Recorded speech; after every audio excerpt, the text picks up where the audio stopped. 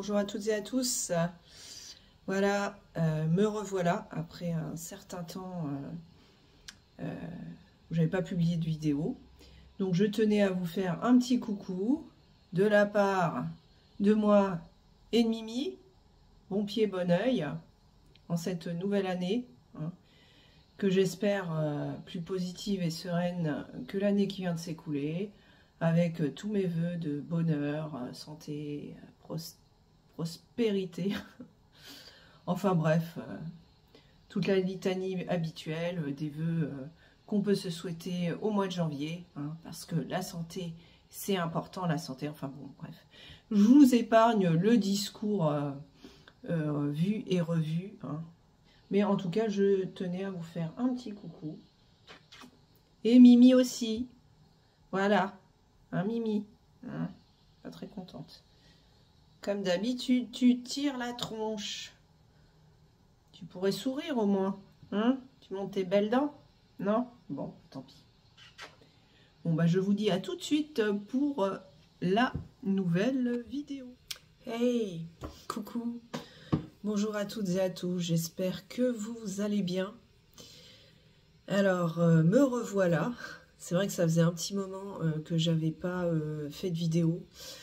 Ça doit bien faire plus de 15 jours. Donc voilà, je sais pas si j'en ai manqué à certains. Si j'ai manqué à certains, mais bon. Alors, je vais être honnête avec vous. Voilà, je traverse une période un peu compliquée en ce moment. Je ne vais pas rentrer dans les détails, mais voilà, j'ai des petits soucis, donc j'ai pas forcément ensuite le temps ni la force de faire des vidéos assez régulièrement. Donc voilà. Alors, en cette nouvelle année, je vous présente mes vœux habituels de bonne santé. J'espère que vous allez bien, que vous avez passé de bonnes fêtes. Que vous aurez, voilà, l'année 2024 sera pour vous remplie de bonheur, de joie, de réussite, tant sur le plan professionnel que personnel. J'ai l'impression de faire des vœux de président, c'est un peu ridicule. Mais bon, il est d'usage de présenter ses vœux au mois de janvier, donc voilà, je le fais et je vous souhaite à toutes et à tous tout le meilleur. Voilà. Alors, aujourd'hui, je voulais évoquer, donc je vais le faire en toute... comment je veux dire ça? Pas honnêteté, mais en toute... enfin, honnêteté aussi, mais en toute spontanéité. Voilà, je vais rien préparer de spécial. Il va pas y avoir de montage oufissime. Hein. De toute façon, technique montage, je suis pas au top, hein, comme vous aurez pu remarquer. Je voulais évoquer, parce que j'en ai entendu parler, je pense qu'il faudrait vivre dans une grotte ou sur une île déserte pour ne pas avoir eu vent de cette tempête médiatique, c'est-à-dire l'affaire Alain Delon. Voilà, ça fait plusieurs jours que on entend sur les chaînes d'infos et sur les réseaux sociaux parler des enfants qui se disputent l'héritage d'Alain Delon. Et je trouve ça, à titre personnel, assez pathétique. Je me souviens qu'il y a quelques années de ça, Alain Delon, lorsque Johnny Hallyday était mort, avait dit « Ah bah moi, j'éviterai toute cette tempête médiatique pour mes enfants, je ferai en sorte qu'ils ne se disputent pas parce que l'héritage sera réglé bien en amont. » Et bah, force est de constater que bien qu'il ait réglé apparemment cette histoire d'héritage, eh bien les enfants se crêpent le chignon, se bouffent le nez. Alors pour les uns, c'est pas pour une histoire d'argent, mais pour préserver la volonté de leur père. Par plateau interposé, plateau télé, BFM télé, TF1, je sais pas quoi, CNews, je ne sais quoi encore. Et réseaux sociaux, notamment sur Instagram. Et finalement, ça s'apparente presque à un feuilleton médiatique. On est dans Amour, gloire et beauté, quoi. C'est des membres d'une famille qui se disputent l'héritage de leur illustre patriarche. Ouais, c'est assez pathétique. Alors, pour ceux qui n'auraient pas eu vent de ces informations, même si voilà, tout le monde est un peu au courant, enfin, ceux qui regardent les chaînes d'infos du moins, je vais un peu recontextualiser les choses. Je vais essayer un peu de faire un résumé. Donc, on a évidemment Alain Delon, on ne présente plus l'acteur monstre sacré, hein, comme Depardieu. D'ailleurs, Depardieu, on ne parle plus de lui, ça doit bien lui faire des vacances, entre guillemets. Donc voilà, le dernier monstre sacré de l'histoire du cinéma, etc., hein, puisque Belmondo est décédé assez récemment, enfin, il n'y a pas très longtemps. Donc ça reste vraiment le dernier acteur de la grande époque du cinéma. Donc pour recontextualiser les choses, donc il a 3 enfants, du moins légitimes. Il y a Anthony Delon, hein, qui a 59 ans, issu d'une première union, je crois, avec Nathalie Delon, et ses 2 plus jeunes enfants, Anouchka Delon et son frère Alain Fabien Delon, respectivement 33 et 29 ans, issus de sa relation avec, je ne sais plus comment elle s'appelle, je crois que c'est l'ex-femme ou la femme d'Alain Flelou, enfin, je ne sais plus, Rosalie quelque chose, je ne sais plus. Donc voilà, on sait qu'avec son fils aîné, il a eu plusieurs disputes un peu à couteau tiré. Leur relation a toujours été émaillée de disputes, etc. Je ne vais pas revenir là-dessus. Et donc, finalement, depuis quelques années, on n'entendait plus trop parler d'Alain Delon, hein, qui avait dit que quand il serait diminué physiquement, il ne s'exprimerait plus dans les médias, ce qui paraît assez logique finalement. Et donc il y a quelques années de ça, il a eu, je crois, 1 ou 2 AVC qui l'ont laissé avec des séquelles, et donc il est assez diminué, hein. En même temps il a 88 ans. Donc voilà. Et donc on n'en entendait pas spécialement parler, sauf jusqu'à l'été dernier, donc en juillet, je crois, juillet 2023, où les 3 enfants légitimes d'Alain Delon ont porté plainte contre Hiromi Rollin. Donc, qui c'est Hiromi Rollin? C'est la dame de compagnie d'Alain Delon, qui vivait avec lui depuis de nombreuses années maintenant dans son domaine de Douchy, dans le Loiret. Donc un petit château où Alain Delon, donc c'était sa résidence secondaire et il en a fait sa résidence principale. Il a vécu plusieurs années d'ailleurs là-bas avec sa compagne, son nom m'échappe, ça ne me revient plus. Mais bref, il a vécu plusieurs années, Mireille d'Arc, voilà, il a vécu plusieurs années là-bas. Et donc, il a vécu ensuite plusieurs années avec cette dame, Hiromi Rollin, qui pour les uns est présentée comme une dame de compagnie et pour d'autres comme une compagne. D'ailleurs, elle s'est présentée comme la compagne d'Alain Delon. Donc elle s'occupait de lui. Alors je ne sais pas si effectivement leur relation amicale, professionnelle a ensuite dévié vers une relation, on va dire, plus intime. Hein, ça, je ne suis pas dans les petits papiers, hein, j'étais pas dans la chambre à coucher pour voir ce qui se passait, mais bref, voilà, elle était avec lui depuis plusieurs années, elle s'occupait de lui. Donc ils se sont rencontrés sur le plateau d'un tournage, puisqu'elle travaillait dans le milieu audiovisuel, elle était, je crois, assistante réalisateur, et donc elle connaissait Alain Delon depuis de très nombreuses années, et elle a fini par vivre avec lui. Donc voilà. Et donc, comme je le disais, à l'été dernier, les 3 enfants ont fait bloc contre Hiromi Rollin, et ont porté plainte contre elle pour abus de faiblesse. Voilà, ils l'ont accusée en fait de très mal s'occuper d'Alain Delon, de ne pas lui procurer les soins nécessaires à son état de santé, et il y a même des anecdotes qui disaient qu'elle partait le matin et elle laissait seul Alain Delon tout seul dans la cuisine. Et lui, comme il est fortement diminué, il restait toute la journée dans la cuisine sans avoir forcément à manger. Et voilà, donc il aurait été maltraité. Et donc les 3 enfants ont porté plainte. Il faut savoir que cette plainte a été classée sans suite par la justice très récemment. Et donc Hiromi Rollin, cette dame n'a pas été reconnue comme responsable de mauvais traitements ou d'abus de faiblesse, puisqu'elle était également suspectée par les enfants Delon d'en vouloir à sa fortune et peut-être de grappiller quelques miettes de la part du gâteau, hein, puisque la fortune d'Alain Delon est colossale, elle se chiffre, je crois, à au moins 300 millions d'euros. À la limite, ils avaient peut-être peur que Alain Delon ait mis Hiromi Rollin dans son testament. Et donc, ils ont peut-être voulu préserver la poule aux œufs d'or et ils ont évité qu'Hiromi Rollin grappille une petite part de l'héritage. À tort ou à raison, ça, je ne sais pas. Donc, voilà. Donc là, ils étaient bien... tous les trois, ils étaient bien... ils étaient bien liés entre eux pour porter plainte. Et donc, à l'automne dernier,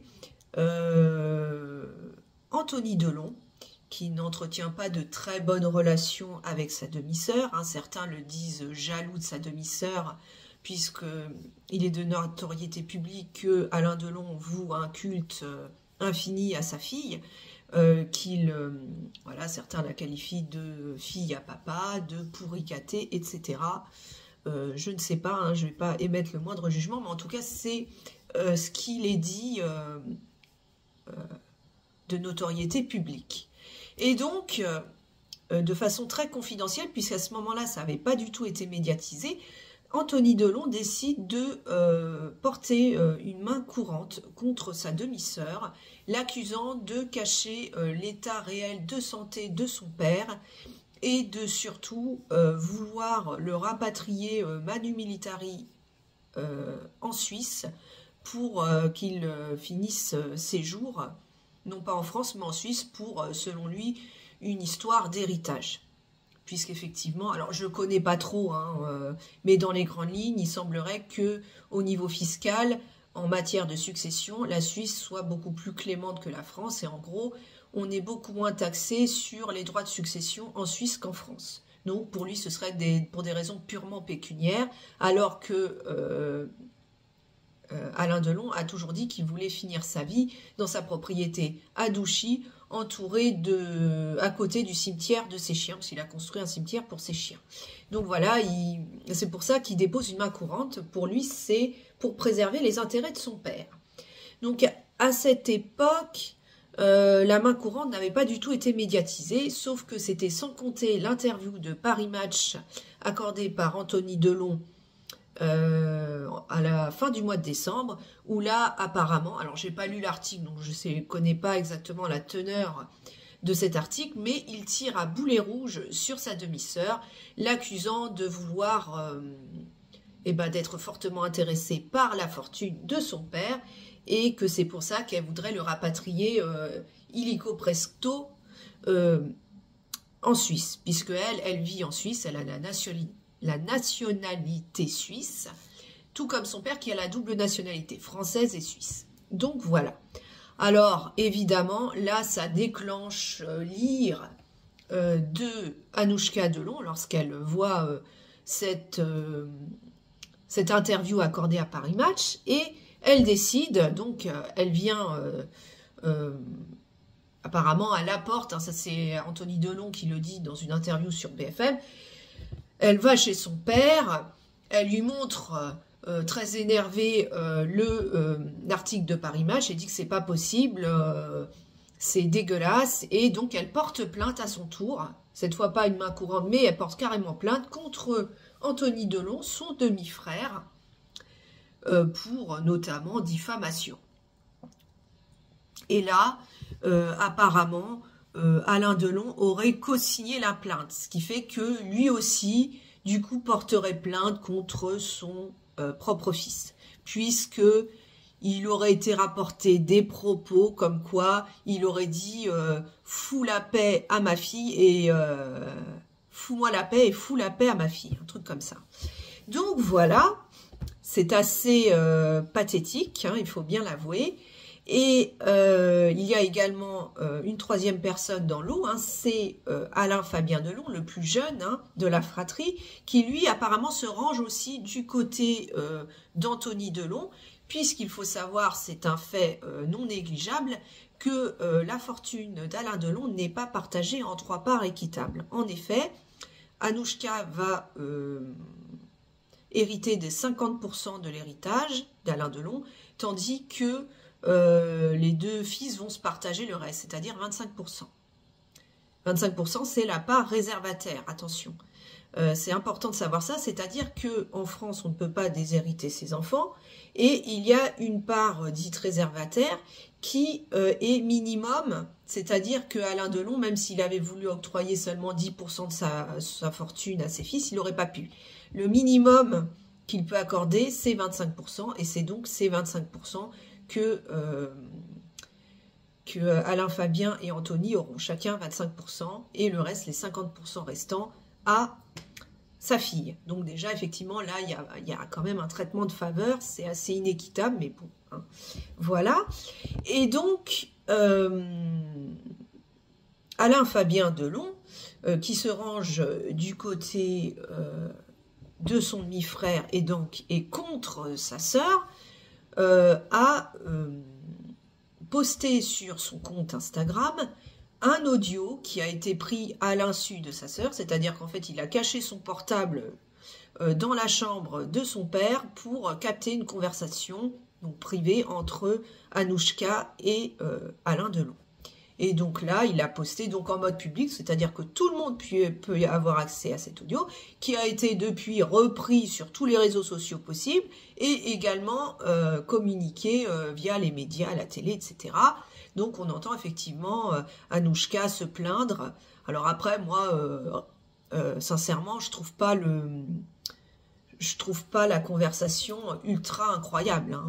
C'est juste une fille qui est énervée, voilà, qui fait part de son mécontentement à son père, et en gros, elle dit, voilà, toi tu passes pour un débile, tu passes pour quelqu'un de sénile, Anthony dit que tu es sénile, moi je passe pour la manipulatrice de service, c'est dégueulasse, le piège va se refermer sur toi, et peut-être que tu devrais intervenir. Alors ce qui est intéressant de noter dans cette conversation, alors déjà, je ne sais pas ce qui est le plus écœurant au final. Est-ce que c'est la conversation, la teneur de la conversation d'Anouchka envers son père, qui montre un peu peut-être une fille un peu pourri gâtée, hein, voilà, ou est-ce que c'est le fait que Alain Fabien ait publié cet audio en toute impunité? Je ne sais pas si c'est très légal finalement de poster comme ça des conversations privées sur les réseaux sociaux. Je ne sais pas ce qui est le plus dérangeant de l'un ou de l'autre. Bref, donc, gros coup de tonnerre, la fille est accusée de vouloir faire main basse sur la fortune de son père, puisqu'elle, donc dans un premier temps, Anthony, dans un premier temps, s'est exprimé sur BFM TV disant tout le bien qu'il pense de sa sœur, qu'en gros, elle profite de l'argent de son père, qu'elle vit dans un appartement à Genève de je ne sais combien de millions, qu'elle roule dans une voiture à 90 000 €, et que c'est la gestionnaire de la fortune de son père. Est-ce qu'il y a de la jalousie là-dedans, ou est-ce que c'est uniquement pour préserver les intérêts de son père? Ça, je ne sais pas. Donc, en réplique, ensuite, on a eu une interview accordée par Anouchka sur le plateau TF1, où elle dit que non, son père, elle l'aime, et que son père, c'est pas un portefeuille, et qu'elle s'intéresse à son père, et que effectivement, elle est unie par un lien privilégié avec elle et son père, que ses frères jalousent peut-être. Bon, et ensuite, on a l'audio diffusé par Alain Fabien sur Instagram. Et suite à ça, nouveau coup de tonnerre, je crois que ça date de ce matin, où Alain Fabien prend la parole à son tour sur BFM TV pour dire que tout le bien lui aussi qu'il pense de sa sœur, et qu'il va porter plainte à son tour contre Anouchka pour, je ne sais pas si c'est diffamation ou abus de faiblesse, en disant que elle a des manœuvres d'escroc, que c'est une escroquerie, que c'est dégueulasse, etc. et blablabla, et blablabla.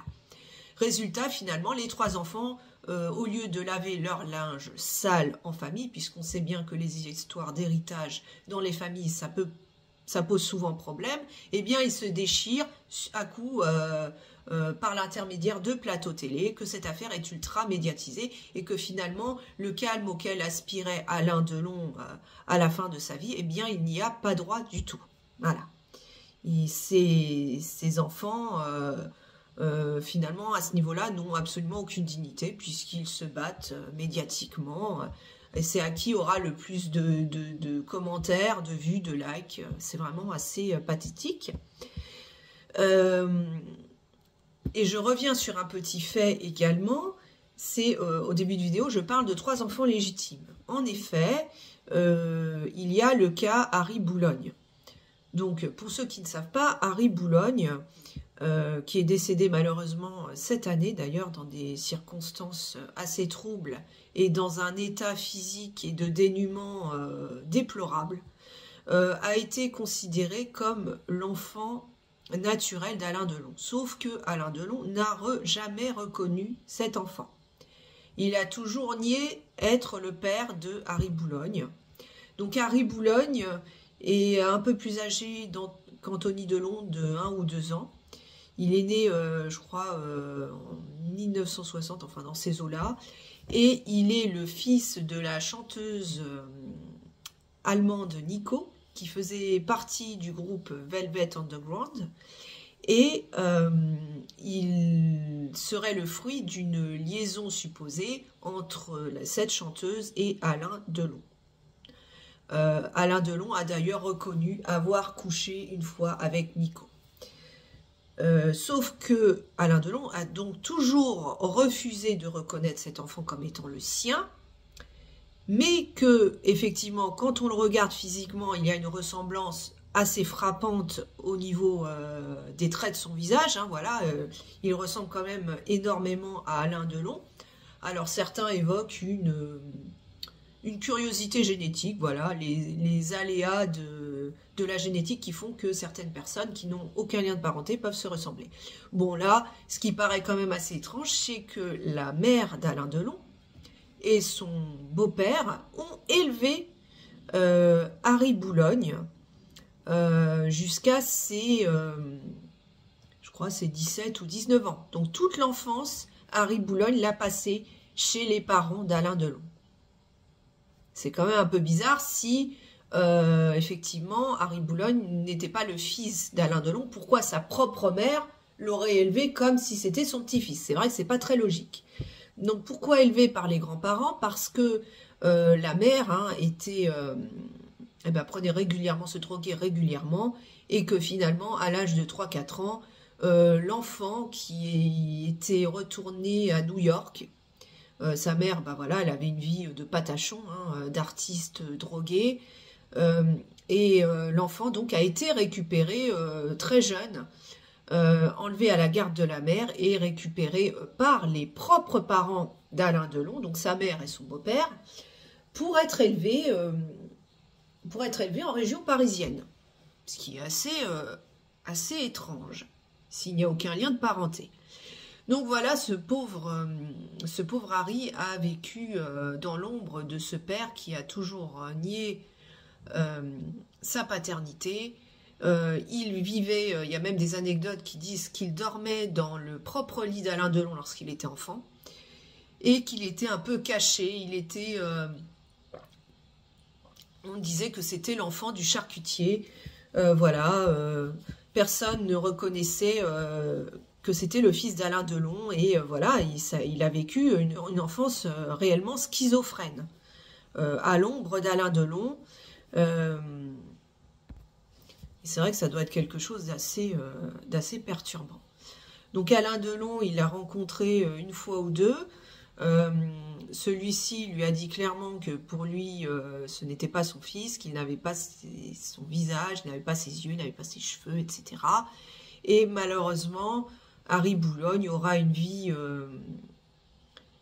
marquée par la drogue, puisqu'il grandira sans père et en l'absence de sa mère, à laquelle il avait été retiré. Il cherchera ensuite à retourner auprès de sa mère, hein, puisqu'il a eu le manque maternel très présent, et il la retrouvera malheureusement ultra droguée. Ils partageront l'héroïne ensemble.